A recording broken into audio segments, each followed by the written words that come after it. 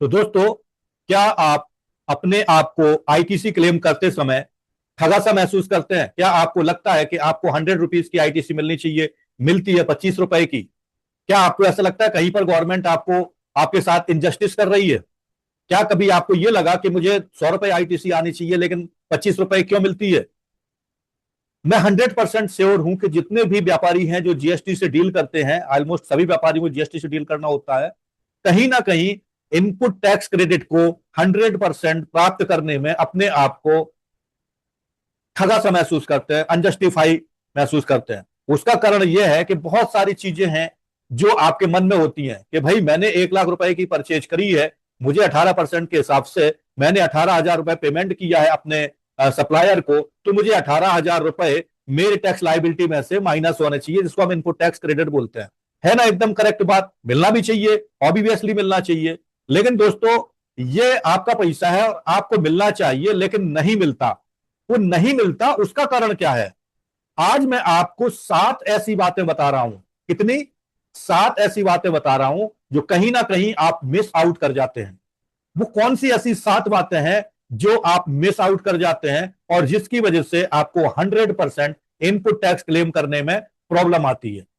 तो अगर आप ये जानना चाहते हो और कहीं पर आपको ऐसा लगा हो कि जीएसटी वाले आपके साथ अनजस्टिस कर रहे हैं, आपका 100% जीएसटी ना दे करके 85%, 80%, 60% या 25% दे रहे हैं, बाकी अपनी जेब में डाल ले रहे हैं या रिजेक्ट कर दे रहे हैं या रिवर्स करना पड़ रहा है, क्या कारण है? ऐसे कौन से कारण है जिसकी वजह से आपको आईटीसी 100% नहीं मिलता है? आपको यह जानने की डेफिनेटली इच्छा होती होगी और कोई आपको नहीं बताएगा। आप गलती करेंगे तभी तो इनपुट टैक्स क्रेडिट का बेनिफिट गवर्नमेंट को होगा, आपको नहीं होगा। आप गलती करते रहते हो और अपना वर्किंग कैपिटल फंसाते रहते हो अपना मार्केट में और बिजनेस में, और बिजनेस को अपने आप को ऊपर ले जाने की बजाय नीचे की तरफ ले जाते हो और दोष देते हो गवर्नमेंट को कि गवर्नमेंट ने ऐसा नियम बना दिया है कि हमारे तो बिजनेस की रीढ़ पिट गई है और बिजनेस बिल्कुल नहीं चल रहा है। तो ऐसी कौन सी बातें हैं जो आप ध्यान नहीं रख पाते हैं और अपना जो मिथ्स आपके मन में बसे हुए हैं, जिनकी वजह से आप ये गलतियां करते रहते हैं और आप सोचते हो कि आप तो सही कर रहे हो, कुछ भी गलत नहीं कर रहे हो, फिर भी आपको पैसा नहीं मिलता है। आइए जानते हैं वो 7 बातें कौन सी हैं। अगर आप हमारे चैनल पर learn with RDP tax update के इस चैनल पर नए हैं तो इस चैनल को सब्सक्राइब कर लीजिए, बेल आइकॉन पर क्लिक कर लीजिए और ऑल नोटिफिकेशन ऑन कर लीजिए। मैं राजकुमार सक्सेना, राज डिजिटल पार जीएसटी सुविधा केंद्र का फाउंडर हूं। मैं निकल पड़ा हूं अपने मिशन पर कम से कम 25 लाख लोगों को इनकम टैक्स और जीएसटी के रूल्स, रेगुलेशन, सर्कुलर अपडेट से हमेशा अपडेट रखने के लिए, वो भी आपकी मातृभाषा हिंदी में। दोस्तों, क्यों मैंने हिंदी के ही ऑडियंस को चुना? उसका कारण है जिनको इंग्लिश बहुत अच्छी आती है वो कहीं ना कहीं गूगल से या इनकम टैक्स एक्ट से या जीएसटी एक्ट से उसको पढ़ करके रूल को फॉलो कर लेते हैं। लेकिन जो हिंदी भाषी क्षेत्र के लोग हैं वो अधिकतर इंग्लिश में फ्लुएंट नहीं होते हैं, अधिकतर इंग्लिश का मिस इंटरप्रिटेशन निकाल लेते हैं, जिसकी वजह से उनको ये प्रॉब्लम आती है। तो दोस्तों, बहुत ही सरल भाषा में मैं आपको आज वो 7 बातें बताने वाला हूं जिनकी वजह से अगर उनको फॉलो कर लिया आपने तो आपका इनपुट टैक्स क्रेडिट आपको पूरा मिलने लगेगा, और अगर आपने फॉलो नहीं किया तो इसी तरीके से आपका इनकम टैक्स जीएसटी एक्स्ट्रा जाता रहेगा, इनपुट टैक्स क्रेडिट जाता रहेगा। तो आपके ऊपर है, आप क्या पसंद करते हैं? अपना वर्किंग कैपिटल जो आपका बिजनेस का था आईटीसी के रूप में बिजनेस को फंसाना चाहते हैं, या उस वर्किंग कैपिटल को आईटीसी के रूप में बाहर निकाल करके अपने टैक्स से एडजस्ट करके उस वर्किंग कैपिटल को बिजनेस में लगा करके ग्रो करना चाहते हैं? जैसा भी हो आप जरूर कमेंट बॉक्स में लिखें। अगर आप रियल में अपना बिजनेस ग्रो करना चाहते हैं तो ये वीडियो आपको शुरू से लेकर के अंत तक पूरा देखना होगा। वो 7 बातें समझनी होंगी। जो गलतियां आप करते हैं उनमें से कोई ना कोई गलती आप जरूर कर रहे होंगे। कोई ये गलती कर रहा होगा, कोई 2 गलती कर रहा होगा, कोई 7 की 7 गलती कर रहा होगा। तो आपको ये फाइंड आउट करना है कि आप कौन सी गलती कर रहे हैं जिसकी वजह से आपको आईटीसी पूरा नहीं मिल पा रहा है। मैं वो 7 गलतियां आपको बताने वाला हूं, 7 मिस्टेक्स बताने वाला हूं, 7 ओवरलुक्स आपको बताने वाला हूं जिनकी वजह से आपको आईटीसी पूरा नहीं मिलता है। तो दोस्तों, आपका टाइम ज्यादा वेस्ट ना करते हुए चलते हैं, शुरू करते हैं। और जैसा कि हमारा ये सब्जेक्ट यहां पर दिख रहा है, stay informed, stay compliant. We hope this guide provide clarity on optimizing your ITC claim. मैं आशा करता हूं कि ये जो मैं 7 आइटम आपको बताने वाला हूं, इन 7 आइटम्स के अलावा मैं आपको कुछ ऐसे इनपुट्स, कुछ ऐसे इंसाइट्स दूंगा कि ये 7 के 7 आपके फॉलो होने लगेंगे और आपको आईटीसी का क्लेम मिलने लगेगा। इसलिए कहता हूं स्टे इन्फॉर्म्ड। इन्फॉर्म्ड रहिए मतलब अपडेट रहिए। आप अपडेट रहेंगे तो कंप्लाइंट रहेंगे। अब देखें, इनको कम करने के लिए आप हमारे चैनल को लाइक, शेयर एंड सब्सक्राइब कर लें। चैनल का नाम है learn with RDP tax update. Regular insights मिलेगा, कंप्रेहेंसिव जीएसटी के अपडेट मिलेंगे। नीचे कमेंट करिए कौन सा पॉइंट आपको आई ओपनिंग लगा। मैं 7 पॉइंट बताने वाला हूं, आगे की स्लाइड्स में आपको उन 7 पॉइंट्स के बारे में बता रहा हूं। चलिए जानते हैं कौन से ऐसे 7 पॉइंट्स हैं जो आपको आईटीसी का क्लेम पूरा का पूरा लेने से रोकते हैं, किस वजह से आपको प्रॉब्लम होती है। तो दोस्तों 7 पॉइंट आपकी स्क्रीन पर ये रहे। 7 reason you might miss out on full ITC. ऐसे कौन से 7 रीजन है जिसकी वजह से आप अपनी आईटीसी को मिस कर सकते हैं। पहला पॉइंट है जीएसटीआर टू बी का mismatch, discrepancies between your records and the systems data. ध्यान से सुन लीजिएगा दोस्तों, ये 7 पॉइंट नोट कर लीजिए। 7 रीजन जिनकी वजह से आप अपनी आईटीसी को मिस आउट करते हैं वो है, number 1 GST two B mismatch, number 2 delayed payment, failure to pay suppliers with in the stipulated time frame, number 3 block credit, ITC disallowed on specific goods and service. कुछ निश्चित माल और सेवाओं पर आईटीसी डिसअलाउ होता है, आप उनको ध्यान में नहीं रखते हो, ब्लॉक्ड क्रेडिट की लिस्ट ही आपको नहीं पता है।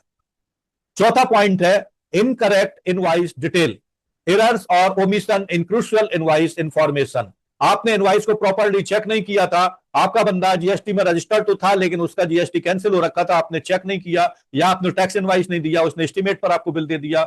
You have not checked your invoice properly, किसी चीज की मिसिंग थी, कुछ ओमिशन था, आपने चेक नहीं किया और आपको आईटीसी नहीं मिला। नंबर 5 क्या है, time limit expiry, missing the deadline for claiming eligible ITC. आप ऐसे टाइमलाइन को मिस कर जाते हैं जब आपको आईटीसी क्लेम करनी होती है, टाइमलाइन का ध्यान रखना है। Number 6 goods service not receive, claiming ITC before actual receipt of supply.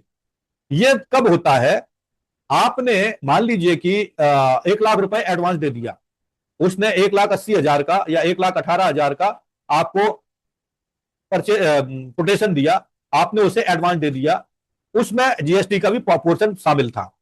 अब आप सोचते हो कि आपको उस जीएसटी का इनपुट टैक्स क्रेडिट मिल जाए, क्या आपको मिलेगा? जब तक आपने माल रिसीट नहीं किया तब तक आपकी सप्लाई कंप्लीट नहीं हुई, जब तक कंप्लीट सप्लाई नहीं होगी तब तक जीएसटी ट्रिगर नहीं होता। यह बात आपको ध्यान रखनी होगी। 7th but not least, last but not least is composition scheme supplier. आपने मटेरियल किससे खरीदा? कंपोजिशन स्कीम सप्लायर से खरीद लिया, जो कंपोजिशन स्कीम में रजिस्टर्ड था। Transaction with suppliers under the composition scheme, you are not eligible to take ITC. तो ये 7 पॉइंट है दोस्तों। अब मैं इनको 1 बाय 1 इनका तरीका बताऊंगा, कैसे ये पॉइंट आप याद रखें, कैसे इन पॉइंट्स के द्वारा आप 100% आईटीसी, लाखों करोड़ों रुपए अपने, जो आपने जीएसटी के रूप में अपने सप्लायर को पेमेंट कर रखे हैं, जिसको आप निकालने में यदि चोटी का जोर लगा देते हैं, वो पैसा निकालने का हैक्स मैं बताने वाला हूं 1 बाय 1। प्रॉब्लम 7 बताई, इन 7 का सॉल्यूशन बताने वाला हूं। ध्यान से रहिएगा, बने रहिएगा इस वीडियो में। ज्यादा लंबा वीडियो नहीं खींचूंगा, 7 आइटम को थोड़ा सा स्पीड अप जाऊंगा ताकि वीडियो ज्यादा लंबा ना हो। ध्यान से सुनिएगा, और कभी आप फंसते हैं तो इस वीडियो को आगे पीछे करके घूम करके आप इन 7 का कंप्लायंस कर सकते हैं। चलते हैं पहले नंबर पॉइंट पर, जीएसटीआर टू बी मिसमैच। पहले प्रॉब्लम को समझते हैं। प्रॉब्लम कहां से क्रिएट होती है? सेक्शन 16 सबसेक्शन 2 प्रोविजो डबल ए।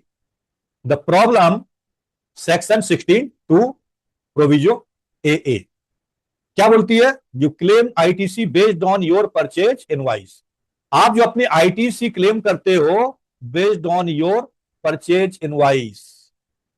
दोस्तों ये सही है या गलत है? आपके दिमाग में क्या चलता है? मैंने 1 लाख का मटेरियल परचेज किया, मेरे पास परचेज इनवॉइस है, मैंने 18,000 रुपए 18% के हिसाब से उस पर जीएसटी पेमेंट किया, ये देखो मेरे पास प्रूफ है।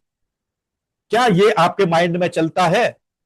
डेफिनेटली चलता होगा, अगर आपको इसका समाधान नहीं पता है तो दोस्तों आगे मैं बताता हूं। But if the supplier does not file there GSTR 1, that credit won't reflect in your GSTR 2B. The system only allow ITC invoice visible to in GSTR 2B. अब मैं आपको आपकी भाषा में समझा देता हूं। अगर आपके माइंड में यह चीज घर कर गई है कि मैंने 1 लाख का मटेरियल परचेज किया, 1 लाख के 10,000 के 10 इनवाइस मेरे पास हैं, 18,000 मैंने जीएसटी पेमेंट कर दिया, तो वो जीएसटी इनपुट टैक्स क्रेडिट के रूप में मुझे मिलना चाहिए। ये सेक्शन क्या बोलती है, section 16 sub section 2 proviso A क्या बोलता है, अगर आपके सप्लायर ने अपना GSTR1 फाइल नहीं किया, आपके सप्लायर ने अपना GSTR1 फाइल नहीं किया, तो वो जो आपकी सप्लाई है, जो आपने परचेज किया है, जो आपकी इनवार्ड सप्लाई है, वो आपके GSTR2B पोर्टल पर नहीं दिखेगी। जो आपका पोर्टल है जीएसटी का, उसमें GSTR1 होता है, GSTR2B होता है, GSTR2A होता है। इस तरीके से जहां आप वहां पर देखोगे तो GSTR2B में आपकी परचेज रिफ्लेक्ट नहीं होगी, और जब परचेज रिफ्लेक्ट नहीं होगी तो उस परचेज पर जो GSTR2B में रिफ्लेक्ट नहीं हो रही है, आप आईटीसी क्लेम नहीं कर सकते हो। Is that clear? Section 16 sub section 2 proviso ए बोलता है कि आप आईटीसी केवल वही ले सकते हो जो आपके GSTR2B में रिफ्लेक्ट हो रहा हो।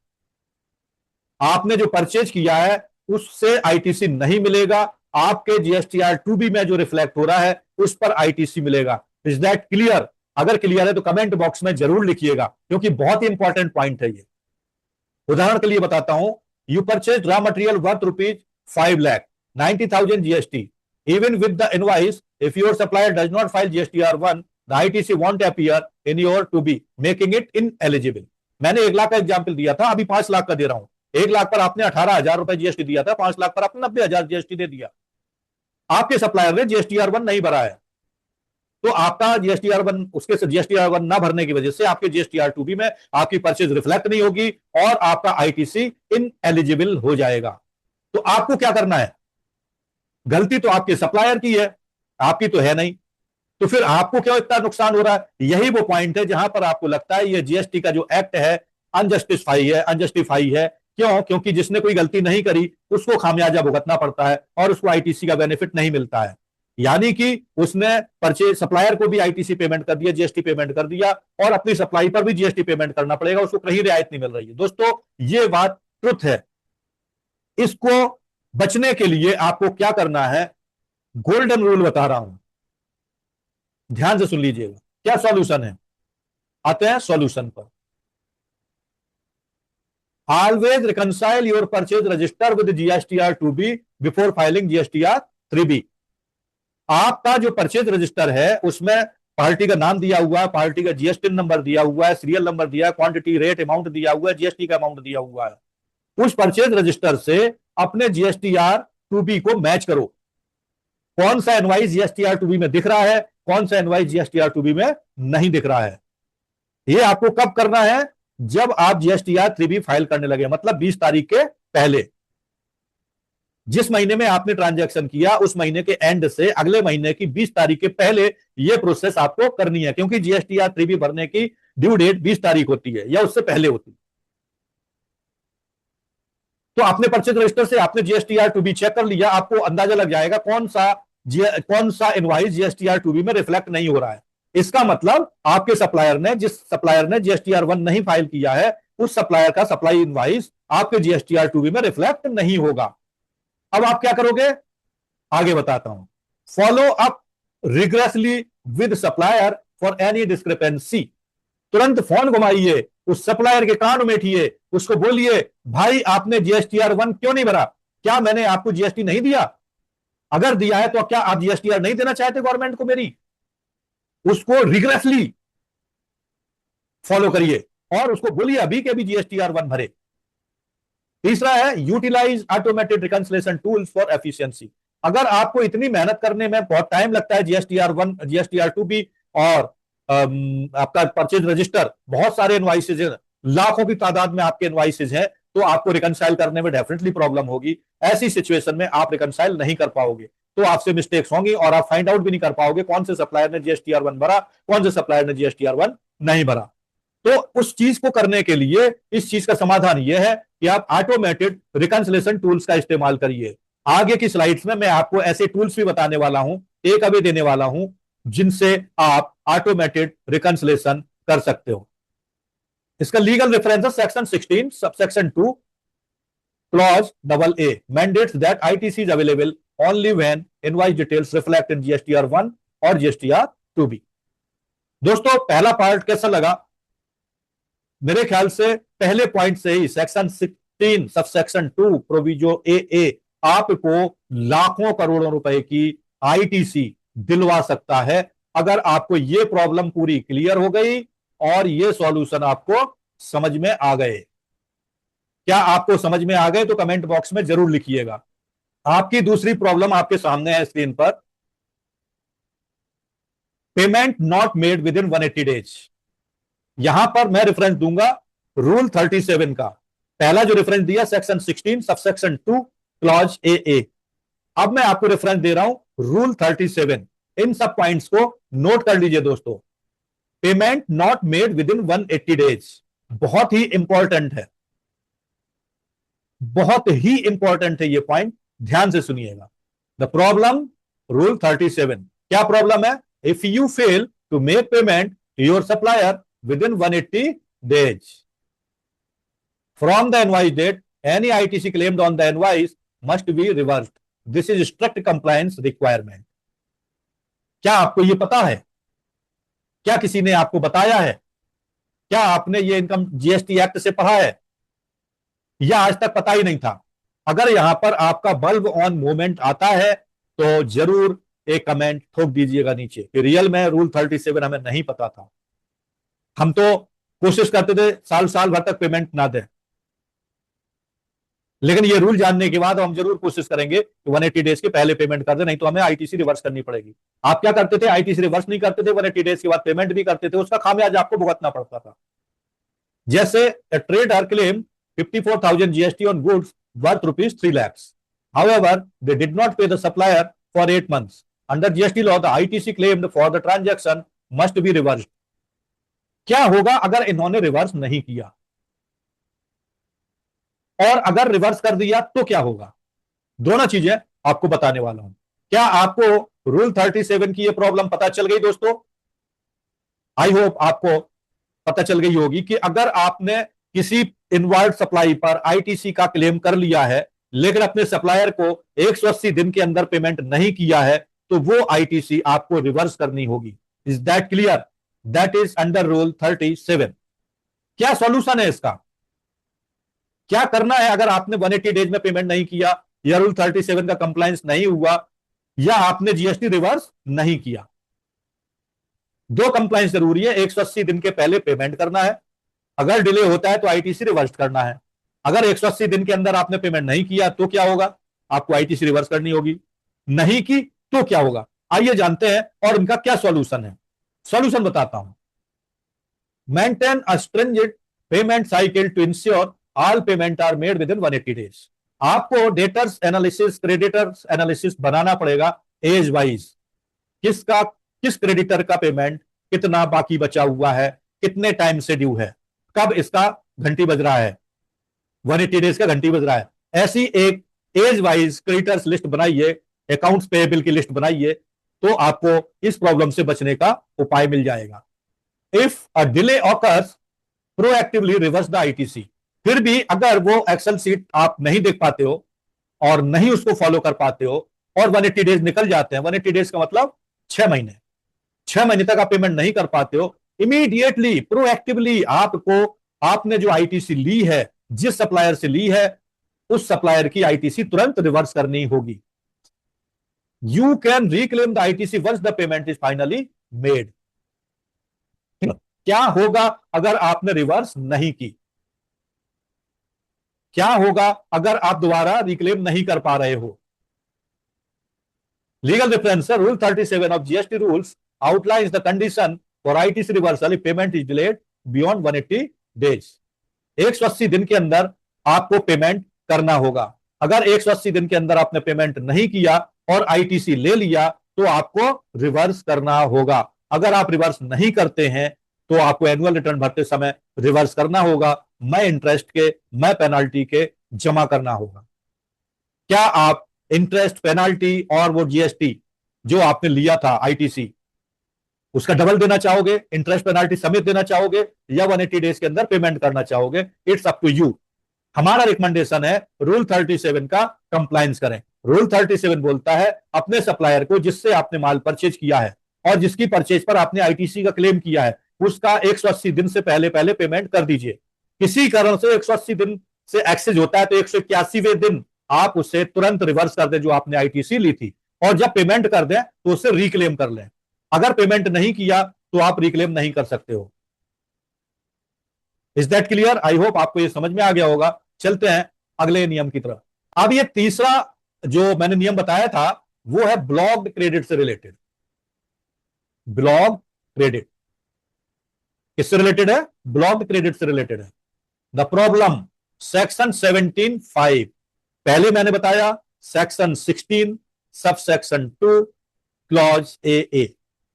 फिर मैंने बताया रूल 37। अब मैं बताने जा रहा हूं सेक्शन 17 ब्रैकेट 5, मतलब सेक्शन 17 सब सेक्शन 5। जितने भी सेक्शन रूल्स हैं जीएसटी लॉ के अंतर्गत है, mostly related to central goods and services tax act. तो ब्लॉक्ड क्रेडिट क्या होता है, इसकी एक लिस्ट है जो आपको मालूम होनी चाहिए। किस पर आपको आईटीसी का बेनिफिट नहीं मिलेगा, किस पर आईटीसी ब्लॉक्ड है, आइए जानते हैं। ये सेक्शन 17(5) में बताई गई है। क्या बोलती है section 17(5)? Certain expenses are specifically disallowed for ITC known as blocked credit. These includes but are not limited to motor vehicles with specific exceptions, item for personal consumption and certain canteen expenses if not legally mandated. Journalize करके बताया गया है इसमें, इसकी list separate है। List बताएंगे तो यहां पर बहुत लंबा वीडियो हो जाएगा। आप जीएसटी का सेक्शन 17 सब सेक्शन 5 को गूगल करके भी वो लिस्ट पा सकते हैं, जीएसटी एक्ट में भी पलट सकते हैं, कहीं से भी देख सकते हैं। यहां पर हम आपको रेफरेंस के लिए बता रहे हैं कि कुछ एक्सपेंसेस विशेष रूप से धारा 17 उपधारा 5 के अंतर्गत आईटीसी क्लेम से ब्लॉक किए गए हैं, डिसअलाउ किए गए हैं, उनको ब्लॉक्ड क्रेडिट बोलते हैं। वो कौन से हैं? एग्जाम्पल के लिए बताता हूं। मोटर व्हीकल मतलब कार। कार में अधिकतर यह माना जाता है कि कार जो है स्पेसिफिक मतलब बिजनेस यूज के लिए नहीं होती है। सप्लाई का जो मेन फैक्टर है वो है it should be for business specific. अगर बिजनेस के लिए यूज नहीं, कार आप बिजनेस के लिए भी यूज करोगे, घर के लिए भी यूज करोगे, इसलिए इसमें एक्सेप्शन है। और मोटर पर आपको आईटीसी नहीं मिलता मोटर कार पर। आइटम फॉर पर्सनल कंजम्पशन, वो सभी आइटम्स जो आप पर्सनल कंजम्पशन के लिए खरीदते हो। आपने ऑफिस का जीएसटी नंबर दे दिया और घर के लिए सोफा ले आए, तो सोफे पर जो आपने जीएसटी पे की है वो आईटीसी आपको नहीं मिलेगी। उदाहरण के लिए बताऊं, अगर आपने अपने स्टाफ को फ्री जिम मेंबरशिप प्रोवाइड कर दी और उस पर जीएसटी पे कर दिया, और अगर उसको क्लेम करने की कोशिश की तो ये ब्लॉक्ड क्रेडिट में आ जाएगी। सॉल्यूशन क्या है? Always refer section 17(5) before claiming ITC on any expenses. किसी भी एक्सपेंसेस पर जीएसटी का क्लेम करने से पहले, आईटीसी का क्लेम करने से पहले आपको सेक्शन 17 सब सेक्शन 5 के अंतर्गत जो ब्लॉक्ड क्रेडिट की लिस्ट है उसे जरूर देख लेना चाहिए कि कहीं वो एक्सपेंसेस पर आईटीसी ब्लॉक्ड क्रेडिट के अंतर्गत तो नहीं आता है। एक चीज ये इंश्योर करना है। दूसरा, ensure every expenses claimed for ITC services a clear business purpose and complies with the legal provisions. जो भी आईटीसी के लिए आप क्लेम करने जा रहे हो, क्या वो आपने बिजनेस पर्पज के लिए इस्तेमाल किया था? दूसरा क्वेश्चन आपको अपने आप से ये करना है। पहला क्वेश्चन करना है, क्या आईटीसी जो क्लेम करने जा रहे हैं वो सेक्शन 17 सब सेक्शन 5 की ब्लॉक्ड क्रेडिट के अंतर्गत तो नहीं आती है। दूसरी बात जो याद रखना है वो याद रखना है कि क्या आप जिस खर्चे पर आईटीसी क्लेम करने जा रहे हो वो आपके बिजनेस से रिलेटेड है या नहीं, फॉर बिजनेस और फर्दरेंस ऑफ द बिजनेस के लिए है या नहीं है। Educate your finance team on the nuance of blocked credit. Blocked credit के बारे में आपको अपनी फाइनेंस की टीम, अकाउंट्स की टीम को एजुकेट करना चाहिए। यहां मैंने आपको प्रॉब्लम बताई धारा 17(5), धारा 17 सब धारा 5 आपको क्या प्रॉब्लम देती है जिसकी वजह से आप 100% आईटीसी का क्लेम नहीं कर पाते हो। यहां मैंने सॉल्यूशन बताए जिसके अंतर्गत आपको बताया कि सबसे पहले आईटीसी क्लेम करने से पहले धारा 17(5) में दिए गए ब्लॉक्ड क्रेडिट की लिस्ट को ध्यान में रखना चाहिए। नंबर 2, जिस खर्चे पर आप आईटीसी लेना चाहते हैं क्या वो खर्चा आपने बिजनेस के लिए या बिजनेस के एक्सपेंशन के लिए इस्तेमाल किया है। नंबर 3, आपको अपने अकाउंट्स फाइनेंस डिपार्टमेंट को, टैक्सेशन डिपार्टमेंट को ब्लॉक्ड क्रेडिट के बारे में एजुकेट करना चाहिए। Legal reference 17(5) of the GST act clearly list the types of goods and services on which ITC is not available, so you must know about that. I hope आप समझ चुके हैं 3 बातें जिनकी वजह से आप आईटीसी पूरा क्लेम नहीं कर पाते हैं। चलते हैं चौथे की तरफ। चलिए चौथे के बारे में आपको बताते हैं, रॉन्ग इनवॉइस डिटेल्स।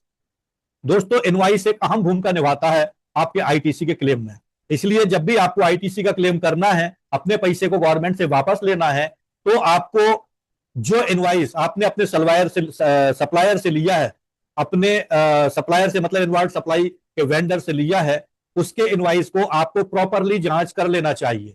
क्या क्या चीज जांच करना चाहिए? इनवॉइस प्रॉपर है या नहीं, जीएसटीएन आपके सप्लायर का मेंटेन है या नहीं है, वो जीएसटीएन एक्टिव है या नहीं है, क्वांटिटी रेट सब कुछ प्रॉपरली दिया हुआ है या नहीं, एचएसएन कोड प्रॉपर दिया है कि नहीं दिया है, जीएसटी मेंशन किया है या नहीं किया है। बहुत सारी बातें हैं जो आपको चेक कर लेनी चाहिए। अगर इन बातों में कोई कमी है तो इसका मतलब वो इनवॉइस प्रॉपर नहीं है।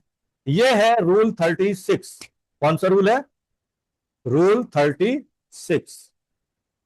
अभी मैंने रूल 37 भी बताया, सेक्शन 17(5) बताया, सेक्शन 16(2) क्लॉज ए बताया। सेक्शन 36 क्या बोलती है? An invoice with incorrect details such as wrong GST और address can lead of the disallowance of ITC. The system relies on accurate data और मैचिंग एंड वैलिडेशन। आपको मालूम होना चाहिए जीएसटी एक डेस्टिनेशन बेस्ड कंजम्पशन टैक्स है, पहली चीज। दूसरी चीज, it's depend totally on online work. GSTN के द्वारा यह गवर्न होती है, सब कुछ चलता है उसी पोर्टल पर। तो दोस्तों अगर कहीं से भी इनएक्यूरेसी आई, एक्यूरेसी की कमी है, तो आपको दंडित होना पड़ेगा। जैसे एआई काम करता है, उसमें कमांड भर दी गई है, अगर आपने गलत कमांड दे दी तो आपको निश्चित खामियाजा भुगतना पड़ेगा। एआई के अंदर इमोशंस नहीं होते हैं, वो नहीं समझेगा कि आपने उसे बनाया है। इसी तरीके से जीएसटी के रूल्स रेगुलेशंस चलते हैं, उनमें एक निश्चित चीज बिठा दी गई है, अगर वो चीज आपने फॉलो नहीं की, यू मस्ट बी पेनलाइज।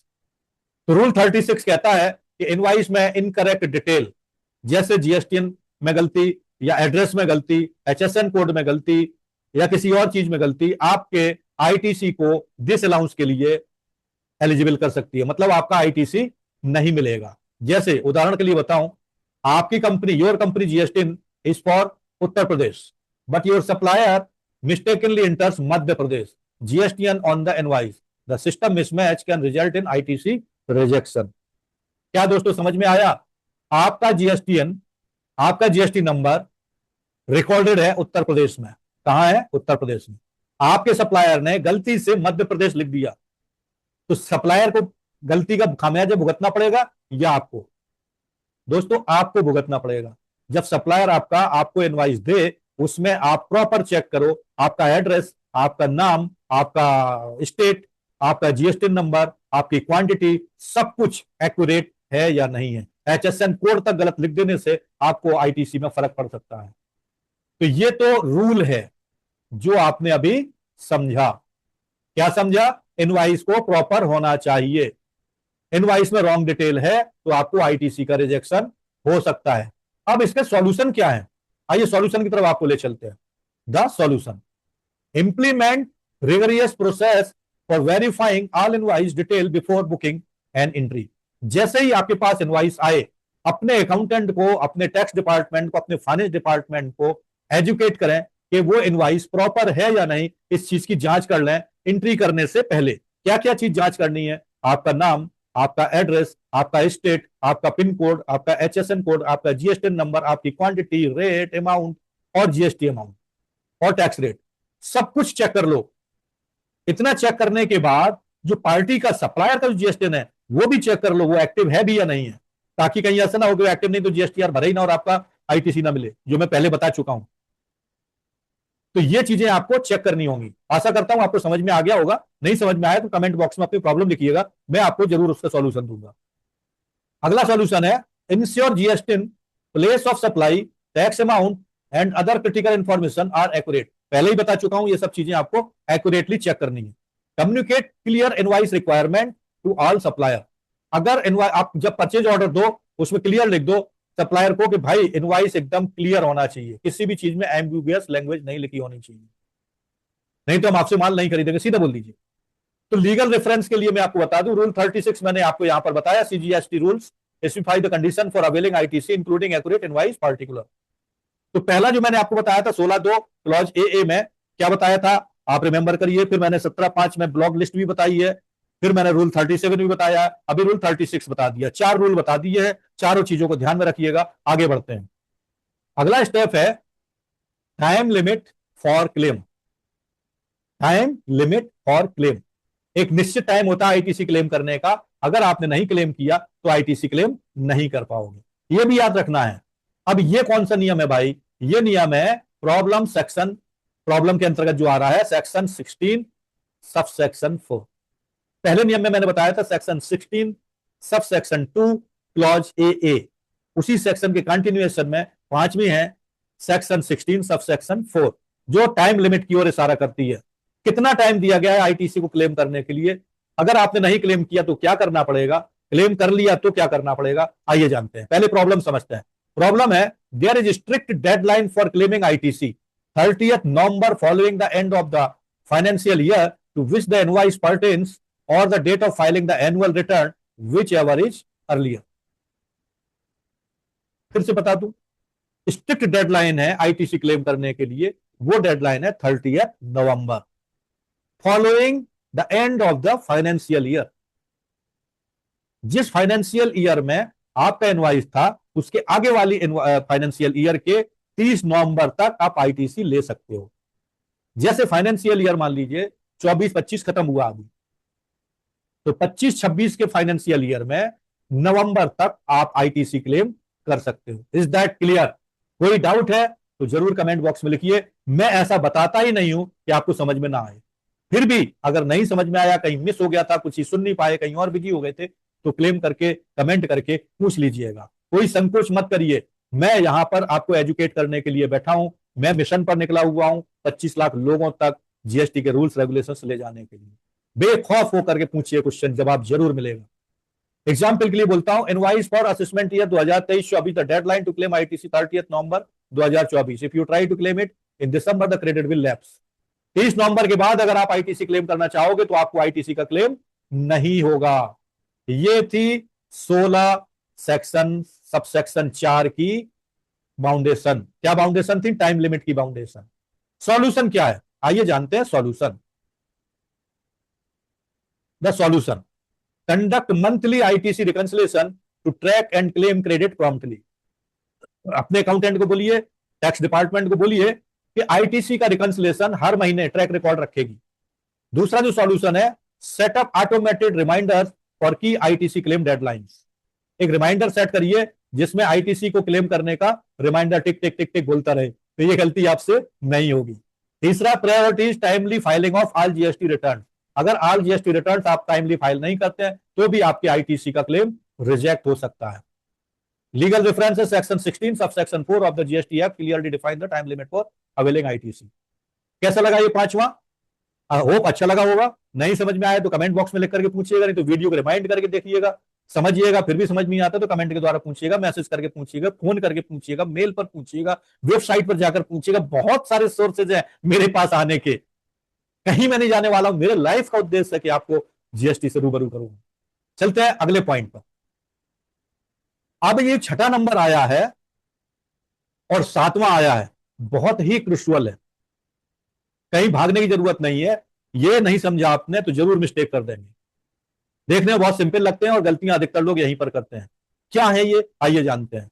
छठवां नंबर है गुड्स सर्विस नॉट रिसीव्ड, और जीएसटी का क्लेम कर लिया, आईटीसी का क्लेम कर लिया। Goods service not received section 16 sub section 2 clause B. कुछ कुछ याद आ रहा है? Section 16 sub section 2 clause A, section 16 sub section 4, section 16 sub section 2 clause B, rule 37, rule 36। बस यही चीजें याद रखनी है। क्या बोलता है? ITC can only be claimed once the goods और service have been actually been received.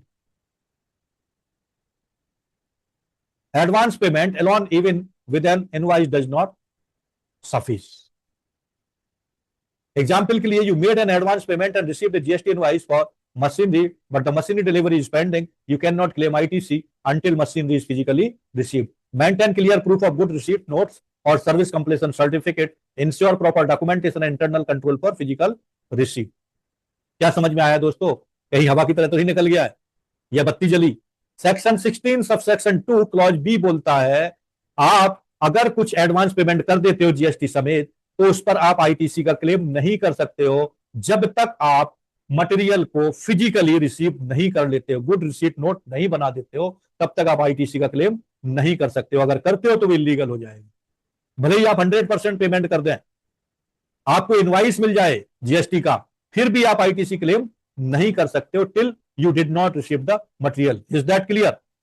Legal reference है इसमें section 16 subsection 2 clause B, specified necessity of receipt of goods और service for ITC eligibility. ITC तभी eligible होगी जब आप material को physically receive कर लेंगे। चलते हैं 7वें नंबर स्लाइड पर। 7वां नंबर क्या बोलता है? कंपोजिशन सप्लायर से आपने मटेरियल सप्लाई कर लिया। किससे? दो तरीके के रजिस्टर्ड होते हैं, एक रेगुलर स्कीम में रजिस्टर्ड होता है, एक कंपोजिशन स्कीम में रजिस्टर्ड होता है। आप रेगुलर स्कीम में और आपने कंपोजिशन स्कीम वाले सप्लायर से रजिस्टर कर लिया, जीएसटी मेंशन किया, आपको पता नहीं चला वो कंपोजिशन में है क्या है, और आपने उससे मटेरियल परचेज कर लिया। क्या होगा? Supplier under composition scheme section 10, what will happen if your supplier is registered under the composition scheme, they are not permitted to charge GST on the invoice. Consequently, you will not be eligible to claim ITC from such transaction.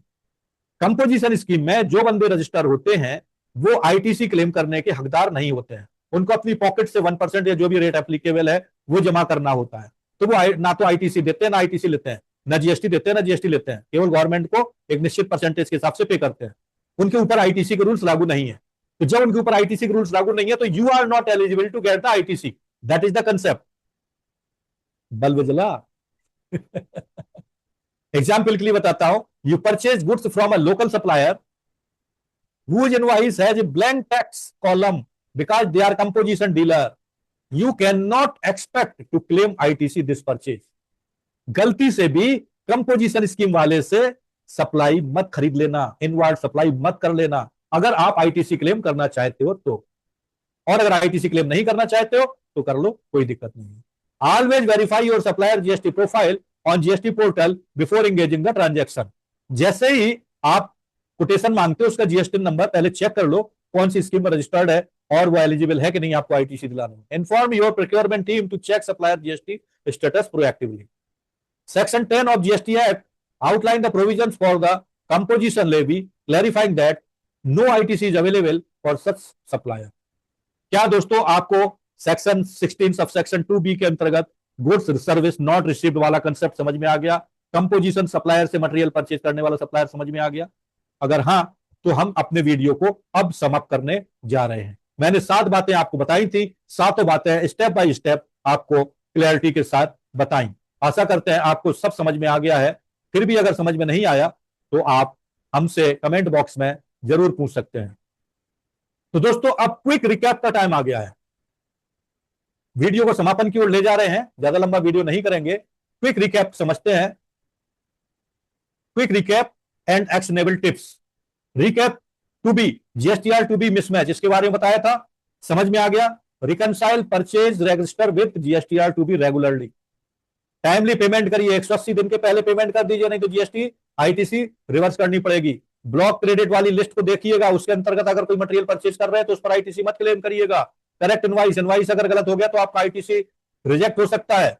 Remember deadline 30 नवंबर तक ITC का claim कर लीजिए अगले साल तक, नहीं तो आपका आईटीसी रिजेक्ट हो जाएगा, फिर कभी नहीं कर पाएंगे। गुड्स और सर्विस आपको फिजिकली रिसीव होना चाहिए तभी आईटीसी क्लेम करें, अगर पहले कर लिया तो आप दिक्कत में आ जाएंगे।